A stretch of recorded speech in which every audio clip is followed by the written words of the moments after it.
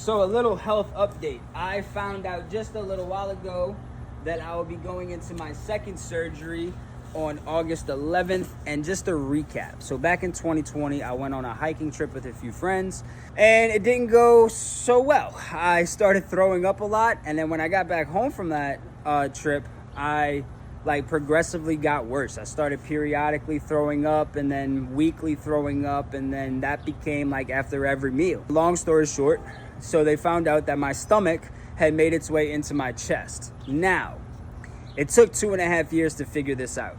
So from 2020 to 2022, February of 2022, I struggled every day. So my entire lifestyle changed, my work changed, my business changed, started having to adapt and to a whole new lifestyle where it's been very difficult, if I'm being honest. So, and it's not something that's very easy for me to talk about because we have to eat and we have to drink every day. But this is my walk through living testimony of a true battle that I've been dealing with for the past, 5 to 6 years, that I am hoping and praying I will be able to close a chapter on soon. And I want to have a document of that. So yeah, follow along with me on this journey if you don't mind. But like I was saying, so I started throwing up every day. I lost 60 pounds. Everything changed in my life, and my teeth were erode away and break down. So I lost, 4, 5, 6 teeth at this point. I'm losing this one in the front right here.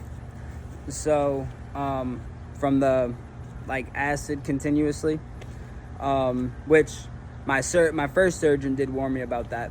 So, but what happened for the past 4 years was that we finally figured out and that's partially on me. They put my initial surgery a little bit too tight.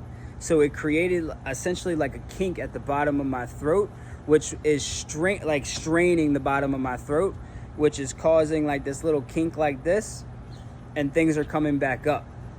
So August 11th, I go back in for my second surgery, and where I can't wait to be able to put this chapter behind me, be able to sit down at a restaurant and eat a full meal again and actually get to a point where I feel full and I have energy and afterwards, and if I'm being honest, I will probably cry. So